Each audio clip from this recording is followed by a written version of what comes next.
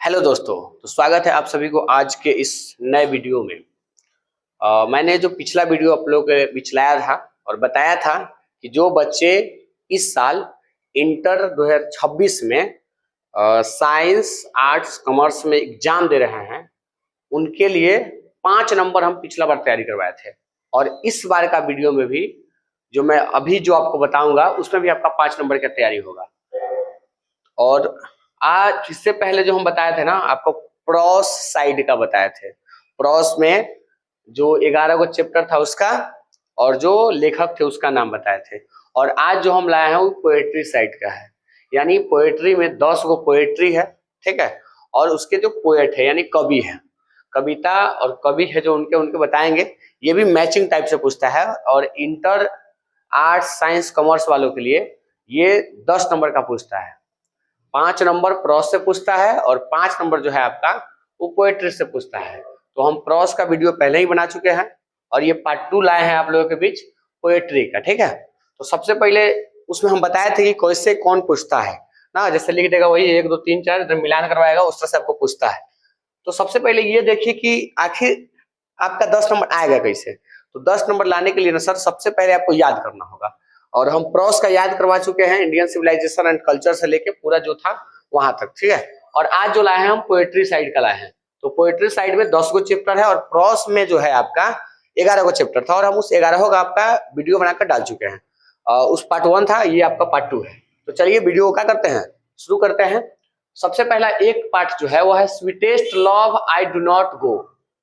एक पार्ट का नाम क्या है, sweetest love I do not go के जो कवि है वो है आपका जॉन डन, ठीक है। Sweetest love I do not go के जो कवि है वो क्या है आपका जॉन डन है, इस बात को याद रखिएगा। उसके बाद आता है आपका सॉन्ग ऑफ माई सेल्फ। दूसरा का जो आपका पार्ट है वो है सॉन्ग ऑफ माई सेल्फ, और सॉन्ग ऑफ माई सेल्फ के जो कवि है वह वाल्ट विथ मैन है। कौन है, Walt Whitman. Song of myself के कवि कौन है, वाल्ट विथ मैन है, याद रखिएगा। Sweetest love I do not go के कौन है, जॉन डन है। और सॉन्ग ऑफ माई सेल्फ का जो है वो आपका वाल्ट विथ मैन है, ठीक है। उसके बाद आता है now the leaves are falling fast. Now the leaves are falling fast के जो लेखक है वो W.H. एडन है, याद रखिएगा। Now the leaves are falling fast के जो कवि है वो कौन है, W.H. एडन है, ठीक है। उसके बाद आता है और टू एटम, ठीक है। और जो और टू एटम है उसके लेखक जो है, उसके कवि है वह जॉन कीट्स है।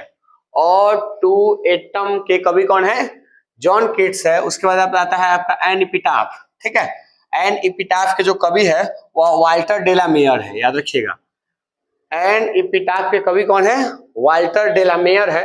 उसके बाद आपका आता है द सोल्जर। द सोल्जर के रूपर्ट ब्रूक है, याद रखिएगा। द सोल्जर के कौन है, रूपर्ट ब्रूक है। उसके बाद आता है मैकाविटी द मिस्ट्री कैट। कौन आता है, Macavity the mystery cat. Macavity the mystery cat के T.S. इलॉट है, याद रखिएगा। मैकाविटी द मिस्ट्री कैट के कौन है, T.S. इलॉट है, ठीक है। उस पर है फायर हाइमन। फायर हाइमन के के दारू वाला है। फायर हाइमन का कौन है, के दारू वाला। फायर हाइमन के जो कवि है वो कौन है, के दारू वाला है। उसके बाद आता है आपका स्नेक। अब उसके बाद क्या आता है, स्नेक का D.H. लॉरेंस है, याद रखिएगा। स्नेक का क्या है आपका D.H. लॉरेंस है। और 10 नंबर में आता है माई ग्रैंड मदर हाउस ना। 10 पाठ का नाम जो है वह है माई ग्रैंड मदर्स हाउस। उसके जो हमारे कवि है वह कमला दास है, ठीक है। तो ये अगर आप 10 याद कर लीजिएगा तो आपका 5 नंबर का इसका तैयारी हो जाएगा। और यानी आप देखिए, सबसे पहले बात अगर आप पोएट्री साइड से याद कर लेते हैं, ठीक है, तो आपका मैचिंग टाइप में 5 नंबर का तैयारी हो जाएगा, ठीक है।